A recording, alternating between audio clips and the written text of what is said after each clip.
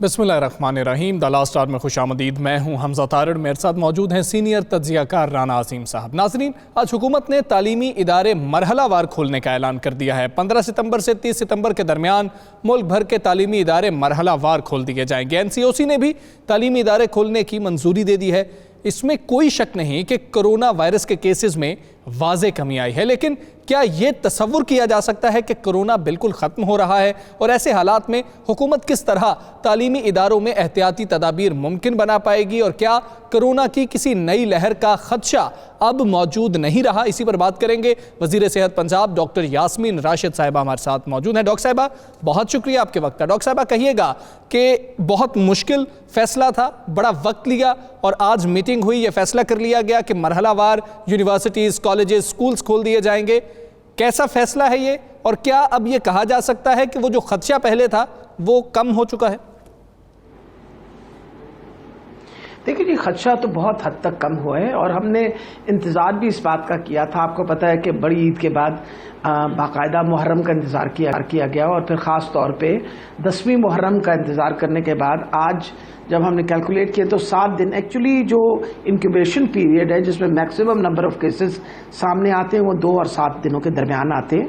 हालांकि इसका इंक्यूबेशन 14 दिन का भी होता है, लेकिन सबसे ज़्यादा केसेस जो 7 दिन के अंदर अंदर आ जाते हैं। आज के दिन में अगर मैं पंजाब को देखूँ तो पंजाब में नए सिर्फ केसेस 60 सामने आए हैं और अल्हम्दुलिल्लाह फौतीद की कोई नहीं हुई।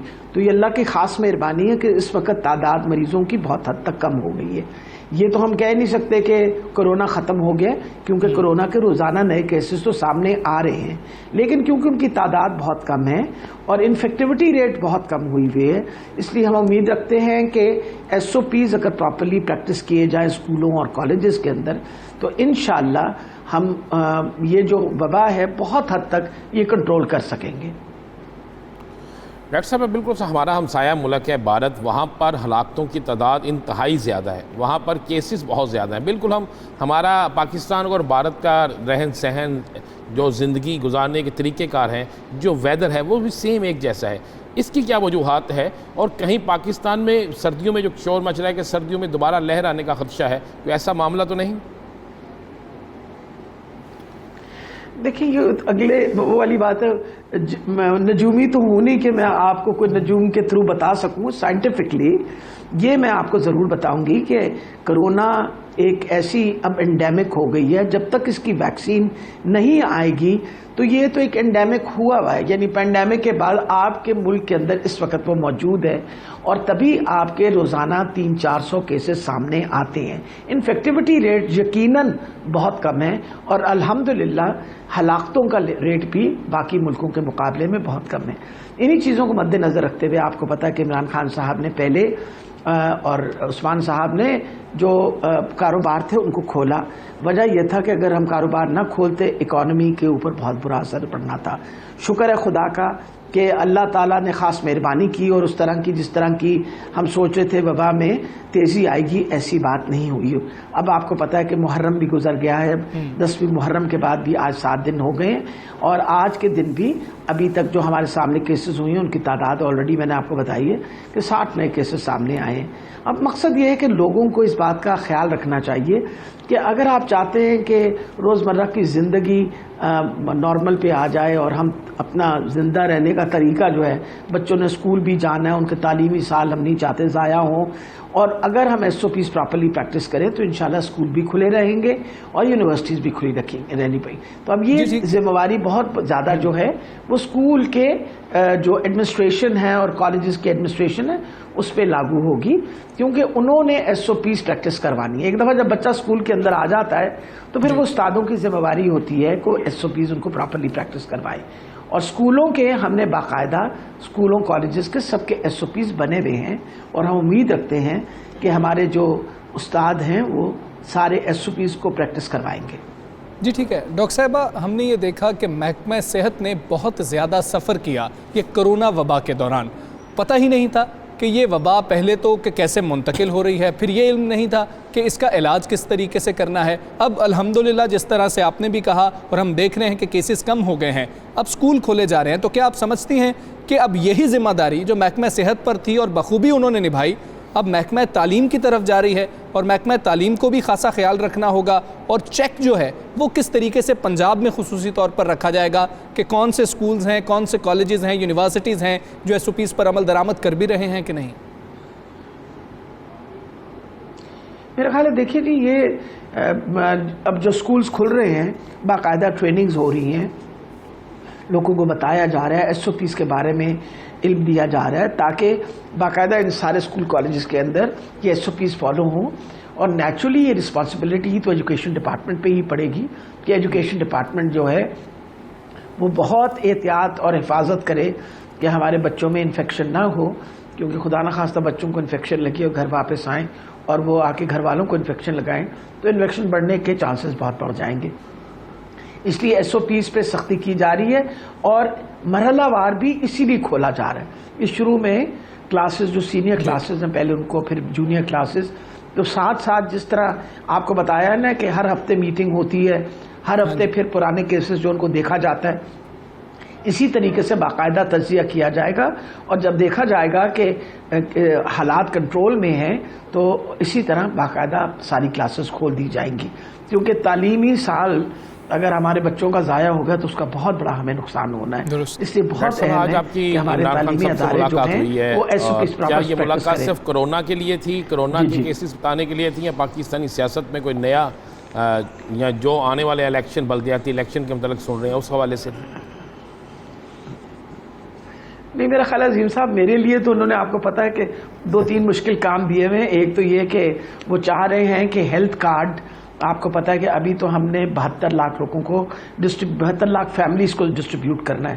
وہ چاہ رہے ہیں کہ ہم اس کو ایکسپینڈ کریں اور اسی طرح ایکسپینڈ کریں جس طریقے سے خیبر پختونخوا میں، کہ اب ان کے بعد پہلے تو ہم جو ہمارے سرکاری ملازمین ہیں ان سب کو کاٹ دیا جائے گا اور پھر جو غربت کی سطح سے ذرا سے جو اوپر ہے اس کی لیول جو ہے اس کو باقاعدہ مارک کر کے پھر ان لوگوں کو آئیڈینٹیفائی کیا جائے گا. وہ چاہتے ہیں کہ صحت کی سہولت ہر اس انسان کو ملے جس کے پاس یہ اس وقت کیپیسٹی نہیں ہے اپنی صحت کے بارے میں خیال رکھنے کی. تو یہ کارڈز جو ہیں بہت ضروری ہیں اور اس سے ہم امید کرتے ہیں کہ یہ کارڈ دینے سے یونیورسل ہیلتھ کوریج، جو کہ ہر ملک کا گول ہوتا ہے کہ ہم وہ یونیورسل ہیلتھ کوریج جو ہیں وہ اچیو کر لیں. تو اس سلسلے کے اندر ملاقات تھی. جی ٹھیک ہے ڈاکٹر صاحب، کوئی میاں نواز شریف کی رپورٹس اور میڈیکل بورڈ کے بارے میں بھی کوئی گفتگو ہوئی ملاقات میں یا بالکل ذکر نہیں ہوا؟ انہوں نے میرا خیال ہے کوئی ضرورت ہی نہیں سمجھی اس بات کی گفتگو کرنے کا. بہت میرا خیال ہے واضح طور پہ کلیئر کر دیا تھا پچھلے دنوں جب ایک انٹرویو دیا تھا تو اس میں انہوں نے بتا دی تھی ساری بات. تو میرا خیال ہے اس کے اوپر ہم بار بار جب آتے ہیں مقصد یہ ہے کہ ان سے کوئی بات ہم نے چھپائی نہیں تھی، ہر بات ان سے شیئر ہوئی تھی. اور اس کے بعد نیچرلی میں نے تو ہمیشہ کہا ہے کہ انسانی ہمدردی کے تحت انہوں نے ان کو جانے دیا. اب ان کا فرض بنتا ہے کہ جو انہوں نے کمٹمنٹ کی تھی اس کمٹمنٹ کے تحت وہ واپس ملک پہ تشریف لے کے آئیں، کیونکہ علاج اب 9 مہینے میں جو کچھ ہونا ہوتا وہ تو ہو چکا ہے. تو میرا خیال ہے واپس آ جائیں گے تو بہت بہتر رہے گا، ان کے لیے بھی بہتر رہے گا اور ملک کے لیے بھی بہتر ہوگا. ڈاکٹر صاحب وہ تو باہر واپس آنے سے انکاری ہو گئے، انہوں نے تو واضح طور پہ انکار کر دیا ان کی پارٹی نے اور کہہ دیا کہ وہ 10 تاریخ کو نہیں آ رہے. جو 10 کو نہیں آ رہے، عدالتی حکم کے آگے سرنڈر نہیں کر رہے، تو اس کے بعد پھر کب آنا ہے؟ اس وقت تک میری اطلاع کے مطابق نہیں آئیں گے جب تک ان کو حالات ان کے مطابق سازگار نہیں ملیں گے. تو آپ کیا سمجھتی ہیں ان کا نہ آنا، یہ جہاں پہ عدالت کو چیلنج کر رہے ہیں وہاں حکومت کو بھی چیلنج کر رہے ہیں؟ دیکھیں میرا خیال ہے سب سے بڑی بات ہے کہ عدالت کو چیلنج کر رہے ہیں اور عدالتوں کو چیلنج کرنے کا بہت بڑا نقصان ہوتا ہے. دیکھیے اگر آپ 3 دفعہ ایک ملک کے پرائم منسٹر رہے ہیں اور اس ملک کے قانون کی پاسداری نہیں کر رہے تو پھر اس کا مطلب ہے کہ جو باتیں کہی گئی ہیں آپ کے بارے میں وہ صحیح نکلیں گی. بہت اہم ہے کہ آپ واپس تشریف لائیں، اپنا آ کے کیس جو ہے اس کے سامنے. انہوں نے آپ کو پتا ہے کہ ہی از آلریڈی بین ڈکلیئرڈ، اس کو ایبسکانڈر کہہ دیا ہے. تو مقصد یہ ہے کہ پھر ایک دفعہ جب آپ عدالت کے سامنے پیش نہیں ہوں گے تو پھر اس کے بعد حکومت جو ہے اس کے اوپر فرض بنے گا کہ ایفرٹ کیا جائے کہ ان کو واپس لایا جائے. ڈاکٹر صاحب بلدیاتی الیکشن کروانے جا رہے ہیں، آپ کی حکومت ہے، آپ حکومت کے اہم ترین وزیر ہیں، سیاست میں بھی آپ کا بڑا اہم رول ہے. بلدیاتی الیکشن اس سال میں ہو جائیں گے؟ انشاءاللہ دیکھیں پوری کوشش ہے امید ہے کہ یہ 3rd week of September میں جس طرح کہا ہے کہ لسٹیں بھی تیار ہوں گی اور نقشے وغیرہ سارے تیار ہوں گے، تو وہ ساری تیاریاں اسی لیے کی جا رہی ہیں تاکہ انشاءاللہ لوکل گورنمنٹ کی الیکشن کروائیں، کیونکہ عمران خان صاحب کا یہ یقین ہے کہ ہم انشاءاللہ لوکل گورنمنٹ کی الیکشن کرنے کے بعد جب آپ پاور ڈیوالو کریں گے تو بہت بہتری آئے گی گورننس کے اندر، کیونکہ لوگ جو ہیں اپنے حلقوں کے اندر اپنے یوسیز کے اندر لوگ ذمہ داری لے لیں گے اور ان کا کام بہت بہتر ہو سکے گا۔ جی ٹھیک ہے ڈاکٹر صاحب، ڈینگی سپرے کروائے جا رہے ہیں، سرویلنس جاری ہے، گھروں میں بھی سپرے کروائے جا رہے ہیں، مختلف علاقوں میں کروائے جا رہے ہیں، پھر کچھ ڈینگی لاروے کی برآمدگی کی بھی کچھ خبریں سامنے آئی تھیں، آپ کچھ کہہ سکتی ہیں اس حوالے سے کہ ڈینگی اس موسم میں، اس سیزن میں کیا ہمیں اتنا ایفیکٹ تو نہیں کرے گا جتنا پچھلے سیزن میں کیا تھا، پچھلے سال ہوا تھا؟ نہیں جی، الحمدللہ میرا خیال ہے اگر میں پچھلے سال کے ساتھ مقابلہ کروں تو اب تک تو ڈینگی کے کیسز بہت بڑھ چکے تھے سپتمبر کے مہینے میں، اس وقت بہت حد تک قابو پایا گیا ہے، اور یہ جو سرویلنس کے مناسبت کی وجہ سے ہی تو آپ لوگوں کو ہم بتاتے ہیں کہ کتنے ڈینگی کے لاروا نکل رہے ہیں، یہ کوئی اور تھوڑی یہ خبر دیتا ہے، یہ خبر ہم خود دیتے ہیں کہ کہاں کہاں ڈینگی کے لاروے نکل رہے ہیں، اور اس وقت بہت اسٹرکٹلی سرویلنس کی جا رہی ہے، کیوں ہم کسی اور قسم کی وبا کا مزید سامنا کرنا بہت ہی مشکل کام ہوگا۔ ایک طرف ہم کرونا کے ساتھ ڈیل کر رہے ہیں، ایک طرف پھر ڈینگی کا مسئلہ کھڑا ہو جائے، اس لیے لوگوں کو بھی بار بار ہدایت دیتے ہیں کہ آپ اپنے گھروں کے اندر پانی نہ کھڑا ہونے دیا کریں، کھلے برتن کے اندر پانی نہ ہو، یہ ساری باتیں بار بار بتاتے ہیں، کیونکہ انسان کو حفاظتی تدابیر تو خود اختیار کرنی پڑیں گی، تو اس کے بارے میں بھی بار بار بتایا جا رہا ہے اور بہت اسٹرکٹ سرویلنس کی جا رہی ہے۔ آپ کو پتہ ہے گھر گھر ہمارے جو لوگ ورکرز ہیں وہ وزٹ کر رہے ہیں، اور ڈینگی کے لاروا کی باقاعدہ تلاشی ہوتی ہے اور پھر اس کی میکینیکل اس کی ڈسٹرکشن ہوتی ہے۔ ڈاکٹر صاحب، سیاسی صورتحال پہ تھوڑی سی بات کر لیتے ہیں۔ 20 تاریخ کو APC ہو رہی ہے، آل پارٹیز کانفرنس ہو رہی ہے، اور مولانا فضل الرحمان اور ان کے جو قریب لوگ ہیں ان کا یہ دعویٰ ہے کہ 20 کے بعد ہم ایک ایسی تحریک چلائیں گے کہ حکومت چاہے وہ بلوچستان میں ہو، چاہے KPK میں ہو، چاہے پنجاب میں ہو، چاہے وفاق میں ہو، مفلوج ہو کے بیٹھ جائے گی۔ تو کیا اس کا مقابلہ کرنے کے لیے آپ تیار ہیں؟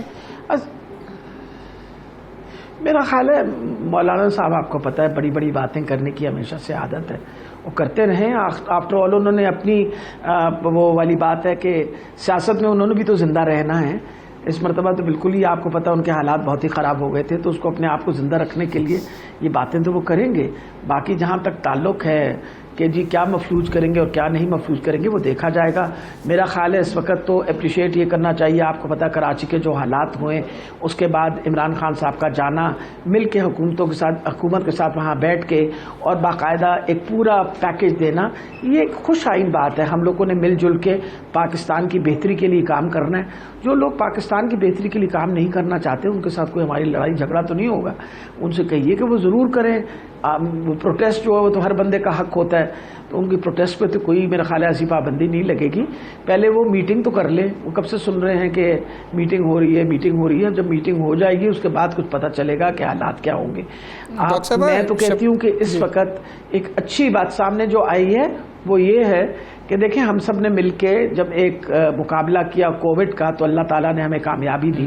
کراچی کے جو حالات وہ ہمارے وہ کہتے ہیں روشنیوں کا شہر، جو ایک بہت بڑے میں کہتی ہوں ہمارے لیے وہ کلنک کا ٹیکہ بن چکا تھا، اس پہ اب مل جل کے اس کے بچانے کے اوپر، اس کی حالات بہتر کرنے کے اوپر ہمیں سب کو محنت کرنی چاہیے۔ باقی مولانا صاحب جو ہیں آپ کو پتہ ہے اس قسم کے کاموں میں کافی مصروف رہتے ہیں، آخر مصروفیت جو ہے اس کے بارے میں میں کیا کہوں، لیکن کوئی ایسی پریشانی والی بات نہیں ہے ہمیں۔ جی ٹھیک ہے، کوئی ایسی پریشانی والی بات نہیں ہے۔ ڈاکٹر یاسمین راشد صاحبہ ہمارے ساتھ موجود تھیں۔ کورونا کے حوالے سے جو اسکول کھل رہے ہیں اس حوالے سے ان کا کہنا تھا کہ امید ہے کہ معاملات بہتر رہیں گے، اور اللہ تعالیٰ نے اگر اپنا کرم رکھا تو جو بچے ہیں وہ کورونا وائرس سے محفوظ رہیں گے۔ مرحلہ وار کھولے جا رہے ہیں، کچھ دیگر ایشوز پر بات کریں گے ایک بریک کے بعد۔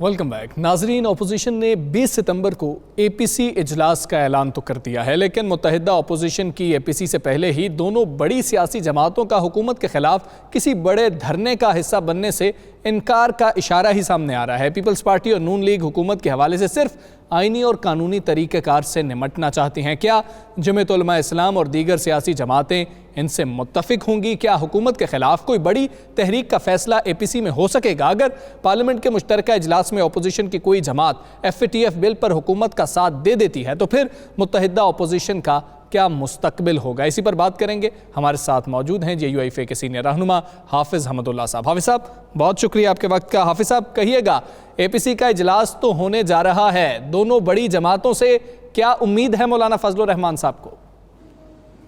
اے پی سی آپ کو پتہ ہے کہ 20 ستمبر کو ہو رہی ہے اور ڈیٹ تاریخ فکس ہے، لیکن صرف ایجنڈے کا عیان ہونا اور آشکار ہونا باقی ہے۔ اور آپ کو یہ پتہ ہے کہ گزشتہ چند دن پہلے رہبر کمیٹی کی میٹنگ ہوئی اور اس میٹنگ میں یہی فیصلہ ہوا، یہی طے کیا گیا کہ آل پارٹیز کانفرنس ہوگا اور 20 ستمبر کو ہوگا۔ یہاں تک تو میرے خیال میں آپ کو بھی معلوم ہے، پوری قوم کو معلوم ہے۔ لیکن جہاں تک ایجنڈا ہے، ایجنڈا وہاں اے پی سی کی پلیٹ فارم پر طے ہوگی۔ البتہ کچھ تجاویز، سفارشات رہبر کمیٹی نے ترتیب دی ہے، اس کو بھی سامنے رکھتے ہوئے اگر اس میں اضافہ یا کمی بیشی یا کٹ لگانا پارٹیوں کی مشاورت سے، تمام اپوزیشن جماعتوں کی مشاورت سے اگر طے ہوتی ہے تو اس میں کوئی قباحت نہیں ہے۔ جہاں تک آپ کا سوال ہے کہ دونوں بڑی پارٹیوں نے ایک عندیہ دیا ہے، ایک اشارہ دیا ہے کہ ہم آئینی و جمہوری طریقے تو اختیار کر سکتے ہیں، لیکن ایک ڈرنے کی یا ایک اس قسم کی تحریک کی جس سے سسٹم ڈیریل ہو، اس سے انہوں نے انکار کیا ہے۔ میں نے تو یہ بات نہیں سنی ہے کہ یہ کس نے کی ہے، ان بڑی پارٹیوں میں سے کون حضرات، کون شخصیات ہیں ان پارٹیوں کی جنہوں نے یہ موقف اپنایا ہے۔ البتہ وقت سے پہلے اس قسم کی بات کرنا میرے خیال میں مناسب نہیں تھا، کیونکہ اس سے چمے گوئیاں پیدا ہوتی ہے، اس پہ سوالات پھر اٹھتے ہیں، پھر وہ انتشار متحدہ اپوزیشن کی صفوں میں افراتفری اور انتشار کی سبب بنتی ہے۔ لہذا اس سلسلے میں دونوں بڑی پارٹیوں سے میرا بعثت جمعیت علماء اسلام کی ایک کارکن کا یہ گزارش ہے کہ میرے خیال میں اس قسم کی باتیں نہیں کرنا جس سے اے پی سی، آنے والی اے پی سی متاثر ہو یا سوالات اٹھے میڈیا والوں کی طرف سے۔ تو اس لیے میں کہتا ہوں کہ انہوں نے جو بھی بات کی ہے میں نے سنی نہیں، لیکن اصل اور قطعی فیصلہ تحریک کی شکل، نوعیت، صورت کیا ہوگی یہ اے پی سی کی قیادت کرے گی۔ بالکل آپ نے بات کیا۔ ایک تو ذرا اگر تھوڑا سا بتا دیں ہمیں کہ جو رہبر کمیٹی ہے ان کی مشاورت سے کیا تجاویز آئی ہیں، اور دوسرا کہ یہ جو بات آپ نے پوچھی، کہا کہ یہ کس نے کہا، یہ احسن اقبال صاحب نے لاہور میں پریس کانفرنس کرتے ہوئے کہا، جس میں انہوں نے کہا میاں نواز شریف کی ابھی وطن واپسی ممکن نہیں، اور ساتھ انہوں نے کہا ہم دھرنا سیاست یا احتجاجی سیاست کی طرف نہیں جاتے، ہم اندر سے اس کی تبدیلی جو ہے اس کے لیے کوشش کریں گے، اور یہی بات پیپلز پارٹی نے بھی کہہ دیا، قمر عثمان قاہرہ نے بھی واضح کہہ دیا کہ ایک تو یہ بات کہ رہبر کمیٹی میں تجاویز اور سفارشات کیا طے ہوئی ہے، میرے خیال میں اگر وہ سفارشات، وہ تجاویز اگر بتانا ضروری تھا تو میرے خیال میں اسی دن رہبر کمیٹی کے ساتھی بتاتے، اور ذمہ دار جو وہاں پارٹی کے صف اول کی لیڈرشپ وہاں تشریف فرماتی، انہوں نے نہیں بتایا، انہوں نے بار بار میڈیا کی دوستوں کی سوالات کے باوجود وہ اس سے گریزاں رہے۔ تو اس لیے میں کہتا ہوں کہ وقت سے پہلے اس کو میڈیا پہ لے کے آنا یہ مناسب نہیں ہے۔ کچھ چیزیں راز کی ہوتی ہے، یہ لیڈرشپ پہ پر انحصار ہے، قیادت کی ان کے سامنے رکھنا ضروری ہے، اس کے بعد پھر طے ہوگا کہ کیا ہونا ہے اور کیا نہیں ہونا ہے یا کیا کرنا ہے آگے۔ جہاں تک آپ نے قمر الزمان قاہرہ کی بات کی یا احسن اقبال صاحب کی بات کی، میں ایک بار پھر دہراتا ہوں، قمر الزمان قاہرہ صاحب غالباً پیپلز پارٹی کی سی سی کی میٹنگ ہے، ممبر ہے، ایگزیکٹو کمیٹی کے ممبر ہے، اور احسن اقبال صاحب بھی ان کی پیملن کی مرکزی قیادت میں سے غالباً مرکزی جنرل سیکریٹری بھی ہے۔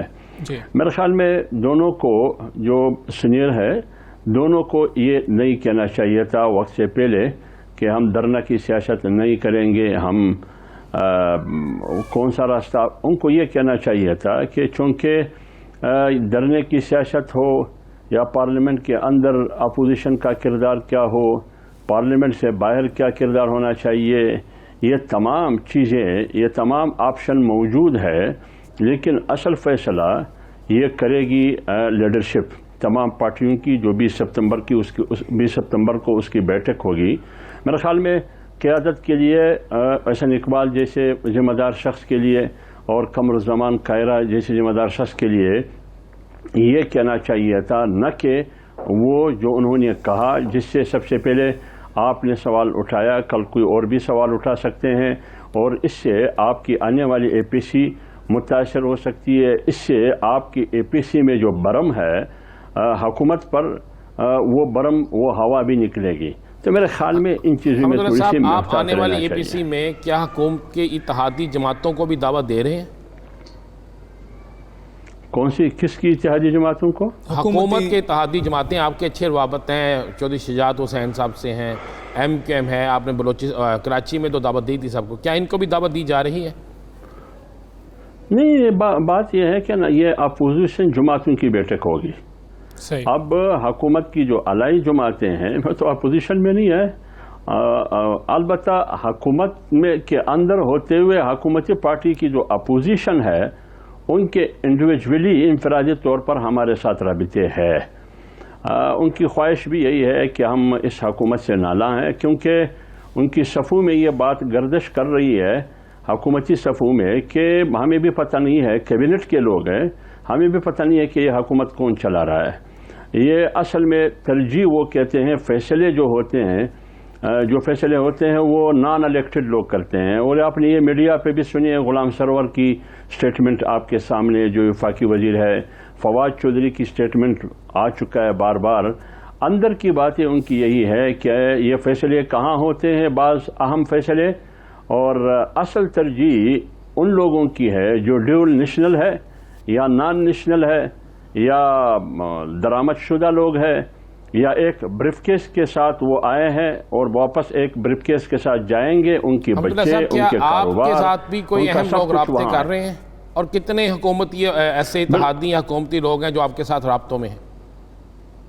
دیکھیں, میرے خیال میں آپ سردار اختر جان مینگل کو دیکھیے, وہ الائی تھا لیکن حکومت سے ناراض ہے, نالاں ہے, اور حکومت کے اندر ایسی پارٹیاں ہیں, شخصیات بھی ہے اور الیکٹیبل بھی ہے کہ وہ حکومت سے نالاں ہے اور ناراض ہے.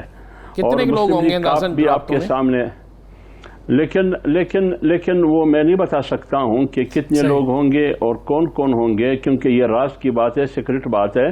لیکن یہ میں آپ کو شیورٹی سے, یقین سے کہتا ہوں کہ حکومت کی صفوں میں بہت بڑی افراتفری ہے.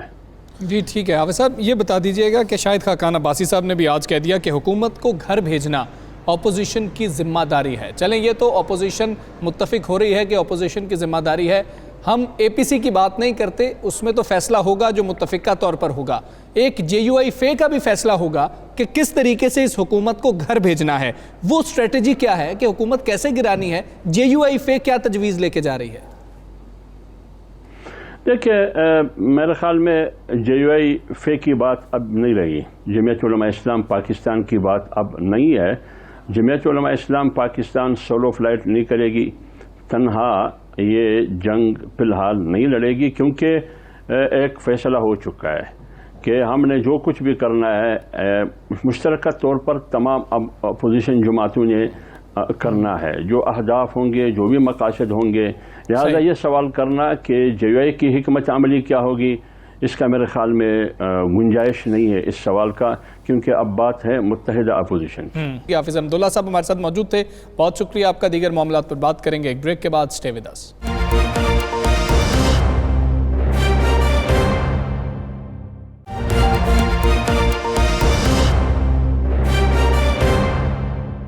Welcome back. ناظرین, ایک اہم معاملہ ہے کہ پنجاب میں اربوں روپے مالیت کی سرکاری زمینوں پر پیٹرول پمپس بنائے گئے اور پھر سستے داموں پر اس زمین کو لیز پر دیا گیا ہے. اینٹی کرپشن پنجاب نے بھی اس حوالے سے کارروائی کی ہے. 62 شخصیات کے نام سامنے آئے ہیں. یہ تمام تر معاملہ کیسے ہوا, یہ لیز پر دینے والے کون تھے, کن کو دیا گیا, کون کون سے افراد ملوث تھے اور کتنا ماہانہ سرکاری خزانے کو نقصان ہو رہا تھا, اس معاملے پر بات کریں گے. چیف رپورٹر حافظ فیض احمد صاحب ہمارے ساتھ موجود ہیں. حافظ صاحب بہت شکریہ. حافظ صاحب کہیے گا یہ معاملہ کس طریقے سے چل رہا تھا, کب لیز پر دیا گیا, کن سالوں میں دیا گیا, کون سی بااثر شخصیات تھیں؟ جی آپ کو بتاتا چلوں کہ محکمہ اینٹی کرپشن پنجاب کی تاریخ میں پہلی بار ایسے پیٹرول پمپ مالکان کے خلاف کارروائی کی گئی ہے جنہوں نے سابقہ دور حکومت میں متعلقہ حکام کی ملی بغیر سے اونے پونے داموں سرکاری زمینیں لیز پر حاصل کر کے وہاں پر پیٹرول پمپ قائم کیے, جس کے سرکاری خزانے کو سالانہ اربوں روپے کا نقصان پہنچایا گیا ہے. جب اس حوالے سے D G anti corruption Punjab Gohar Nafees کو سورس رپورٹ ملی اور انہیں معلومات حاصل ہوئی تو انہوں نے تحقیقات کا حکم دیا اور اس حوالے سے ریکارڈ حاصل کیا گیا. اور جب ریکارڈ حاصل کیا تو اہم انکشافات ہوئے اور پتہ چلا کہ خانیوال, بہاڑی, گجرانوالا, قصور, بہاول نگر, فیصل آباد, چنیوٹ, اکاڑا, جنگ اور دیگر علاقوں میں ایسے 23 پیٹرول پمپ ہیں جن سے سالانہ صرف 2 کروڑ روپیہ حاصل کیا جا رہا ہے کرائے کی مد میں, لیز کی مد میں, جبکہ وہ اسی زمین کی جو ویلیو ہے اس وقت قیمت کے حوالے سے مارکیٹ قیمت وہ تقریباً 35 کروڑ کا سالانہ وہاں سے رینٹ آنا چاہیے, لیکن ان کو صرف سالانہ 2 کروڑ روپے مل رہے تھے. اور اس طرح سرکاری خزانے کو ایک سال میں 63 کروڑ کا تو یہ نقصان پہنچایا جا رہا تھا. اور یہ جو زمین ہے جو جن پر پیٹرول پمپ قائم کیے گئے ان کی جو اس وقت جو قیمت ہے وہ تقریباً جو ویلیو ہے وہ 5 ارب روپے سے زائد ہے. یہ زمینیں محکمہ اوقاف کی ہیں, ضلعی انتظامیہ کی ہیں, ہائی وے کی ہیں, ان محکموں کی زمینیں تھیں سرکاری جو اونے تھوڑے داموں اہم شخصیات نے اپنی ملی بغیر سے سابقہ دور حکومت میں ان کو لیز پر حاصل کیا, جس کے بعد وہاں پر پیٹرول پمپ قائم کر کے خود کروڑ روپے کما رہے ہیں. اور یہ بھی میں آپ کو بتاتا چلوں کہ جب محکمہ اینٹی کرپشن کی ٹیم نے پیٹرول پمپوں کا ریکارڈ حاصل کیا 23 پیٹرول پمپوں کا, تو یہ انکشاف ہوا کہ کسی پیٹرول پمپ سے ماہانہ 800-1500 روپے کرایہ وصول ہو رہا ہے لیز کا, کسی سے ماہانہ 2000 روپے کرایہ وصول ہو رہا ہے. ٹھیک ہے, تو جب یہ اہم انکشافات جس پر D G anti corruption Punjab Gohar Nafees نے باقاعدہ ٹیمیں تشکیل دی اور پنجاب بھر کے تمام ڈائریکٹرز کو اس حوالے سے ہدایات جاری کی کہ وہ ان کے خلاف کارروائی کریں, جس پر اینٹی کرپشن کی ٹیموں نے کارروائی کرتے ہوئے 23 پیٹرول پمپس پنجاب کے مختلف ضلع میں جو قائم کیے گئے تھے ملی بغیر سے لیز کی مد میں سرکاری خزانے کو سالانہ کروڑوں روپے کا نقصان. حافظ صاحب ٹھیک ہے, رانا صاحب اتنے میں تو سائیکل جو ہے رینٹ پہ نہیں ملتا, 800 روپیہ, 1000 روپیہ, 1500 روپیہ, 2000 روپیہ پیٹرول پمپس رینٹ پہ لیے گئے. بالکل اسی طرح. اور حمزہ بڑی مزے والی بات یہ ہے, یہ کوئی ایک سال سے نہیں ہے, یہ کئی سالوں سے ہے. اور ایک جگہ ایک پیٹرول پمپ کئی جگہوں پہ 7 مارکیٹیں بنا دی گئی, کسی جگہ پہ 7 ہوٹلز بنا دیے گئے ہیں. اور ستم ظریفی دیکھیں کہ ماضی کی تمام حکومتیں, ماضی میں اینٹی کرپشن ہو, ماضی میں دیگر جو ادارے تھے وہ بالکل آنکھوں پہ پٹی باندھ کے بیٹھے ہوئے تھے, 1 روپیہ وصول نہیں کرتے تھے ان سے. ہاں پیسے وصول ہوتے تھے لیکن کس کھاتے میں, ان کی ذاتی جیب میں جانے کے لیے. اور یہ بڑی اچھی بات ہے کہ اربوں روپے کی پراپرٹی جو ہے یہ کی, کیونکہ میں گوہر نفیس صاحب کو میں بھی جانتا ہوں, اینٹی کرپشن میں جو یہ بڑے کمال کے آدمی ہیں, لاہور پولیس میں بھی رہے ہیں, پنجاب میں بھی رہے ہیں اور بڑے کمال کے ہیں. اور یہ دیکھیں اس کا فائدہ کس کو ہوا, حکومت پاکستان کو ہوا نا, خزانے کو عوام کو فائدہ, اور کرپٹ لوگ جو ہیں ان کے خلاف کارروائی ہوئی. بالکل ایسے ہی ہے. ران صاحب ہمارے ساتھ موجود ہیں ترجمان اینٹی کرپشن پنجاب وقار صاحب, بہت شکریہ آپ کا. وقار صاحب کس طریقے سے یہ کارروائی کی گئی ہے, کتنی کارروائیاں کی گئی ہیں, خزانے کو کتنا ایگزیکٹلی بتائیے گا نقصان پہنچ رہا تھا, کون سی بااثر شخصیات تھیں جو اس میں ملوث تھیں, یہ کارروائی ڈالی کیسے جاتی تھی؟ Thank you very much Hamza for having me on the show. اس میں حمزہ 2 باتیں جو ہے نا وہ بڑی کلیئر سمجھنے والی ہیں. پہلی بات تو یہ ہے کہ یہ جو کارروائی ہے یہ سپریم کورٹ آف پاکستان کی ڈائریکشن کے اوپر, یہ ایک 3 ممبر بینچ تھا جس کو جسٹس گلزار احمد خود جو ہیڈ کر رہے تھے اور جسٹس اعجاز الحسن اور جسٹس قاضی محمد امین جو ہیں باقی ممبر تھے. اس میں ایک یہ بات سامنے آئی کہ وہ فیول اسٹیشن جو سرکاری اراضی پر موجود ہیں اور گرین بیلٹ پر واقع ہیں ان کو تو ڈیمولش کیا جائے, اور دوسرا وہ پیٹرول پمپ جن کی لیز ختم ہو گئی ہوئی ہے تو ان کو بھی جو ہے وہ دیکھا جائے. تو اس میں یہ director general anti corruption Punjab Muhammad Gohar Nafees صاحب کی ہدایات کے اوپر ہماری اپنی سورس رپورٹ جو ہے اس کے اوپر ہم نے دیکھا, اس میں جو پیٹرول پمپ گرین بیلٹ کے اوپر تھے ان کو تو ہم نے ڈیمولش کر دیا جی. اور باقی جو ہیں یہ جس طرح بتا رہے تھے فیض صاحب, یہ 22 پیٹرول پمپ ہیں پورے پنجاب میں جن سے گورنمنٹ کو جو 2 کروڑ روپے آ رہے تھے, حالانکہ اس کا جو منتھلی رینٹ بنتا ہے آج اگر آپ اس کی مارکیٹ ویلیو دیکھیں تو وہ 65 کروڑ روپے ہے. اچھا جناب، یہ 65 کروڑ روپیہ آپ کا پوٹینشیل یہ ریونیو جنریشن ہے جس کا ہر مہینے آپ کو گورنمنٹ آف پنجاب کو خسارہ ہو رہا ہے. یہ ایک مہینے کا خسارے کی میں بات کر رہا ہوں، اور میں صرف 22 پیٹرول پمپ کی بات کر رہا ہوں. آپ اس کو اگر ایک سال پہ لے جائیں تو یہ 7 ارب 80 کروڑ روپے کا سالانہ سیدھا ٹھیکا ہے. تو یہ کس سے لینا ہے یہ پیسے؟ تو آپ کو پیٹرول پمپ تو آپ نے گرا لیے، ریکوری کیسے کرنی ہے؟ ریکوری کرنی چاہیے نا. جن لوگوں نے اس کو ٹھیکہ دیا وہ کیوں، کیا وہ بچیں گے؟ اس کے اوپر حمزہ عرض یہ ہے کہ یہ چونکہ بڑے کچھ 1962 سے کچھ پیٹرول پمپ لیز پہ دیے گئے، کچھ 1967 میں دیے گئے، مطلب ان کو 62 سال 53 سال 57 سال 63 سال سے یہ پیٹرول پمپ لیز پہ تھے. اب ان میں سے بہت سارے جو پیٹرول پمپس ہیں آلموسٹ یہ سارے ان کی لیز کی مدت جو ہے وہ پوری ہو چکی تھی، اور اس مدت کو پورے ہوئے بھی 10 15 سال ہو گئے تھے، لیکن متعلقہ محکمے اس سے بالکل بے خبر تھے. تو اس کے اوپر اینٹی کرپشن پنجاب نے ڈی جی صاحب کی ہدایت کے اوپر ہم نے تمام متعلقہ محکموں کو اس کی ری آکشن کے لیے کہہ دیا ہے تاکہ آپ اس کی ری آکشن کریں، اور آج جو موجودہ ریٹ ہے اس کے اوپر ان کو ری آکشن کیا جائے جس سے سرکاری خزانے کو جو ہے وہ اس کا فائدہ ہو. نہیں یہ تو ہو گیا نا فائدہ. جنہوں نے پہلے پیسہ کھا لیا، جنہوں نے لوٹا، ان کے خلاف کیا کر رہے ہیں؟ ان کے خلاف جی دیکھیں قانون کے مطابق جو ہے وہ انکوائری اس کے اوپر ظاہر چل رہی ہیں، تو جس طرح چیزیں سامنے آتی ہیں ان کے خلاف قاعدے قانون کے مطابق جو ہے وہ عمل میں لایا جائے گا سب معاملات. ایک مجھے آخری بات بتا دیجیے گا، اینٹی کرپشن کا کام تو تھا کہ سرکاری ملازمین جو رشوت لیتے ہیں اور دیگر معاملات جو دیکھتے ہیں ان کے خلاف کارروائی کرنا. یہ بڑی ایک اچھی روایت ہے کہ آپ نے لوگوں سے زمینیں، سرکاری زمینیں چھڑانی شروع کر دی ہیں. تو آج یہ آپ کے ڈی جی، موجودہ ڈی جی جو ہے گور نفیس، ان کے آنے سے پہلے کیا اینٹی کرپشن یہ کارروائیاں کیوں نہیں کرتا تھا؟ اب یہ کارروائیاں جو ہے کس بنیاد پہ ہو رہی ہیں؟ اچھا اس میں رانا صاحب میں تھوڑی سی آپ کی کریکشن یہ کر دوں کہ جو اینٹی کرپشن پنجاب ہے اس کا کام صرف سرکاری آفیسرز تک ہی محدود نہیں ہے، بلکہ جو پبلک ایسٹس ہیں وہ بھی اس کی جورسڈکشن میں آتے ہیں.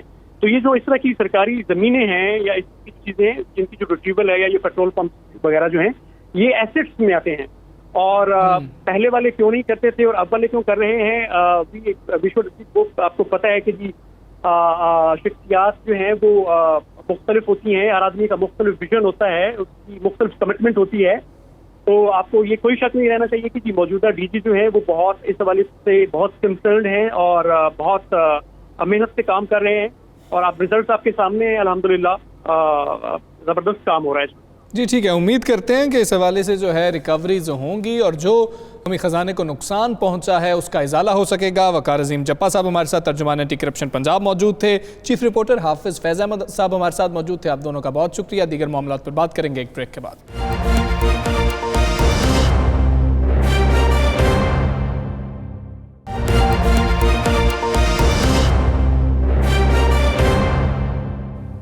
ویلکم بیک ناظرین. موجودہ حکومت کی بات کی جائے، پاکستان تحریک انصاف کی منشور کی بات کی جائے تو منشور میں ایک چیز یہ شامل تھی کہ پنجاب کے اندر پولیس ریفارمز لے کر آنی ہیں، اور ریفارمز لانے کے لیے کئی تبدیلیاں بھی کی گئیں. کہا جا رہا تھا کیونکہ پولیس ٹھیک کرنا وزیر اعظم عمران خان کا خواب بھی ہے اور وہ نظر بھی رکھے ہوئے ہیں، اس لیے کئی دفعہ آئی جیز تبدیل کیے گئے. پچھلے دنوں ڈی پی اوز تبدیل ہوئے، بڑی تبدیلیاں سامنے آئیں، لیکن اب کھل کر اختلافات بھی پولیس ڈپارٹمنٹ میں سامنے آ گئے ہیں. ایسے کیا اختلافات ہیں کہ افسران ایک دوسرے سے کوئی دلی جو ہے کدورت رکھ رہے ہیں؟ ایک اعلیٰ افسر ہیں جو 3 دنوں سے اپنے دفتر ہی نہیں گئے.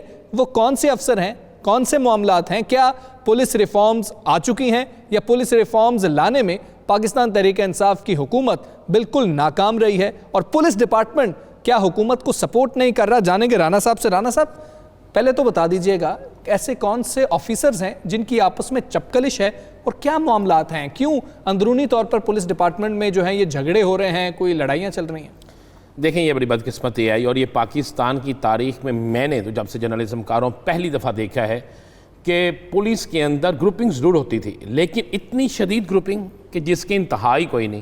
ہوا یہ کہ پچھلے دنوں میں جب وزیر اعظم پاکستان لاہور آئے، لاہور کا وزٹ کر کے گئے، آپ کو یاد ہوگا اس وقت بھی انہوں نے اور اس سے پہلے بھی انہوں نے ہمیشہ کہا کہ اب پنجاب کے اندر چیف سیکرٹری اور آئی جی پولیس جو پنجاب جو ہے یہ آپس میں بڑے ٹھیک ہیں اور سسٹم ٹھیک چلے گا. یہ وزیر اعظم پاکستان نے خود کہا.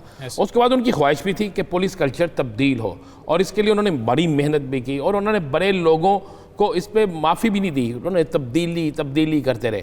اب ہوا کیا ہے کہ پچھلے دنوں لاہور شہر کے اندر نئے سی سی پی او لگ گئے. درست. اب نئے سی سی پی او لگ گئے, پہلے شاید بہت سے لوگوں کو اس بات کا علم نہیں تھا. نئے سی سی پی او جب لگے ہیں تو نئے سی سی پی او نے لگتے ہی جو میٹنگ کی, جو ذرائع کہتے ہیں وہ ایک بڑی دھواں دار میٹنگ تھی. یہ خود پولیس افسران بتاتے ہیں. اچھا. وہ کہتے ہیں اس میٹنگ میں انہوں نے کہا جی میں نے آئی جی پنجاب کے بھی احکامات نہیں ماننے, یعنی میرے کام میں آئی جی پنجاب بھی مداخلت نہ کرے. انہوں نے بڑا سخت سا نئے سی سی پی او لاہور نے جو ہے یہاں پہ احکامات جاری کیے, بڑی سختی کی, بڑی گفتگو ہوئی, وہ باہر نکل آئی چیزیں, اخبارات میں پرنٹ ہو گئیں, سارا کچھ ہونا شروع ہو گیا. دوسری طرف ہمارے ذرائع نے اس بات کی تصدیق کی کہ آئی جی پنجاب جو ہیں یہ بڑے سخت نال ہیں کہ ان کے ماتحت کام کرنے والا کوئی شخص جو ہے وہ ان کے متعلق ایسا الفاظ ادا کرے. یہ تو بات بڑی کلیئر ہے کہ اگر آپ کپتان کے بغیر ٹیم میں کسی شخص کو ایسے کو شامل کر لیں کہ جو کپتان کو للکار دے تو پھر پوری ٹیم گروپنگ کا شکار ہو جاتی ہے. ڈسپلن کا بھی تو معاملہ ہے نا. بالکل ڈسپلن, میں وہی کہہ رہا ہوں, ڈسپلن تو ختم ہو گیا, اب نہیں ڈسپلن رہا. معذرت سے ہوا یہ کیا ہے, پسند ناپسند بڑی بری چیز ہے حمزہ. پنجاب کا دل, بلکہ پاکستان کا دل تو لاہور ہے نا. اگر لاہور میں اگر آپ دیکھیں تو پچھلے کچھ عرصے سے آپ کو ایک ثانیہ نظر آتا ہے, ثانیہ جو پی آئی سی, ہاں جی بالکل, اس میں لاہور پولیس کے بڑے سب سے جو اہم ذمہ دار شخص تھے, ان کی ذمہ داری بنتی تھی. ان کے خلاف تو نہ کیا گیا, ڈی آئی جی تبدیل کر دیے گئے. درست. اس کے بعد آپ آ جائیں نیب کے دفتر کے بعد. ہاں جی. اگر ایک پولیس ڈپارٹمنٹ کے ہیڈ کو, جو لاہور کو ہیڈ کر رہا ہے, اسے یہی نہیں پتا کہ آج فلاں جگہ پہ فلانی سیاسی جماعت کے کارکن اکٹھے ہو رہے ہیں اور وہ اس دفتر کو, سرکاری دفتر کو, اس اہم ترین ادارے کو تحفظ نہیں دے سکتا, تو پھر مجھے بتائیں پیچھے کیا بات رہ جاتی. اس کے بعد اسی لاہور شہر کے اندر 12 کے قریب ہلاکتیں ہیں ڈور پھرنے سے جی, اور روزانہ اتنا کرائم بڑھ گیا ہے کہ روزانہ آپ کو خبر ملتی ہے 2 بندے 3 بندے 1 بندہ قتل ہو رہا ہے. اسٹریٹ کرائمز تو کوئی بات نہیں رہ گئی. ڈکیٹی مزاحمت پر 1 درجن کے قریب واقعات موجود ہیں مرڈر کے, اور کرائم ریٹ بڑھ گیا, کم نہیں ہوا. اب اس کے بعد کیا ہوا, اس کی وجوہات ہیں نا بڑی کلیئر. جب آپ ایک فیلڈ والے آدمی کو, جو ایک جس شخص نے اچھے طریقے سے فیلڈ میں کام ہی نہیں کیا, آپ اسے لا کر سی سی پہ لگا دیں گے یا اوپر کسی اور سیٹ پہ لگا دیں گے, کسی بھی سیٹ پہ لگا دیں گے, تو وہ کس طرح کام کرے گا؟ کرائم بڑھے گا نا, کرائم کم تو نہیں ہوگا. ایکسپیرینس کا فقدان کہہ رہے ہیں آپ. اب ہو کے گیا یہ اس میں قصور میں کہوں گا آئی جی پنجاب کا تھا. ان کو چاہیے تھا نا دیکھنا کہ انہوں نے لگانا تھا نا. اگر انہوں نے پسند ناپسند کی بجائے نااہل لوگوں کو پسند ناپسند کر کے لگا دیا ہے تو پھر غلط ہوا. اب دوسری طرف آ جائیں, اور یہ ایک بات میں کہہ دوں, آئی جی پنجاب ڈیڈ اونسٹ آدمی ہے. اچھا, اس پہ کوئی دوسری رائے نہیں. لیکن اب کیا ہو گیا کہ نئے سی سی پی او اگر آ کر یہاں پر یہ برقیں ماریں گے, یہ کہیں گے کہ میں نے آئی جی پنجاب کے احکامات نہیں ماننے, اور اس کے بعد پھر معذرت سے میری جو اطلاع ہے, اس کو آئی جی آفس کے لوگ تو کہہ رہے ہیں جیسا نہیں ہے, لیکن میں کنفرم کر رہا ہوں کہ 3را دن ہے آئی جی صاحب آفس نہیں آئے. اچھا, 3را دن ہے. اور اطلاع یہ بھی ہے کہ آج انہوں نے پنجاب کے اہم ترین شخصیت سے ملاقات بھی کی ہے اور یہ شکایت بھی کی ہے. میں حمزہ آپ کو ایک بتا دوں کہ پنجاب کے اندر پولیس کلچر تو تبدیل تو نہیں ہو سکا, لیکن یہ ایک ضرور بہت بڑی تبدیلی آ گئی ہے کہ پنجاب میں ایک نیچے مثلا کپتان کے نیچے جو کام کرنے والے ہیں وہ کپتان کے سامنے کھڑے ہو گئے, اور اس سے سفر کون کرے گا؟ اس سے سفر عوام کرے گی, اس سے جو تکلیف ہوگی وہ عوام کو ہوگی. نہیں تو رانا صاحب, کیا آئی جی پنجاب اتنے کمزور ہیں کہ وہ کچھ کر نہیں پا رہے ہیں, یا پھر ویسے کوئی سیاسی طور پر معاملات درست نہیں جا رہے؟ دیکھیں آئی جی پنجاب اگر مضبوط ہیں, بہت مضبوط ہیں, میں کہہ رہا ہوں کمزور نہیں ہے, ڈیڈ آنیسٹ آدمی ہے, مضبوط آدمی ہے, لیکن اس معاملے پہ آ کے بالکل ختم ہو گئے. میری تو سمجھ سے باہر, اور میری اطلاع یہی ہے کہ آئندہ آنے والے 48 گھنٹے بھی ہو سکتے ہیں, کچھ تھوڑا سا ٹائم بڑھ بھی سکتا ہے, اس میں سے دونوں کی جو چپلیں ہیں ان میں سے دونوں میں سے ایک رہے گا. بالکل ایک. دیکھیں اسی پنجاب کے اندر نا سلیمی صاحب بھی رہے ہیں آئی جی پنجاب, بالکل انہوں نے اچھا ٹینیور نکالا ہے. عارف نواز صاحب بڑا اچھا ٹینیور نکالا ہے, بڑا اچھا نکالا ہے. انہوں نے اپنے ماتحتوں کو سے بڑا محبت بھی کی ہے, سختی بھی کی ہے, اور بہترین وقت گزارا ہے. اب اسی شہر کو مجھے ایک بتا دیں, کیا اسی لاہور شہر کے لیے جو لاہور میں کام کرنے والے شخص تھے, مثلا ڈوگر صاحب لے لیں, اس کمیانہ لے لیں, راجہ رفت لے لیں, بے انتہا ایسے لوگ بہترین موجود ہیں, وہ نہیں لگ سکتے تھے؟ ہمیں کسی کے لگانے پہ اعتراض نہیں ہے, ہم لیکن پولیس کے جو آپس میں پھڈے بازی شروع ہو گئی ہے یہ بڑی خطرناک ہے. رانا صاحب آپ کیا دیکھ رہے ہیں آنے والے دنوں میں؟ یہ بتا دیں کہ دونوں کے معاملات طے ہو سکتے ہیں, یا پھر سی سی پی او یا آئی جی پنجاب چینج ہو جائیں گے؟ دونوں میں سے ایک چینج ہو جائیں گے جی. اچھا, دونوں میں سے ایک چینج ہو اب جائے تو گا. ڈسکس ہونا شروع ہو گیا نئے نام بھی. اچھا اب تو نئے نام ڈسکس ہونا شروع ہو گئے ہیں نا. پہلے تو دیکھیں بڑی کلیئر سی بات ہے, اگر یہ دیکھنا چاہیے کہ جو جس پہ تنقید کر رہا ہے اس کا اپنا ماضی کیا ہے. بالکل ٹھیک ہے, آنے والے دنوں میں دیکھیں گے کہ کیا یہ معاملہ طے پاتے ہیں یا جس طرح رہے رہے ہیں کہ ایک تبدیلی تو لازمی ہو گئی ہے. آج کے دی لاسٹ آور سے اجازت دیجیے, اللہ حافظ.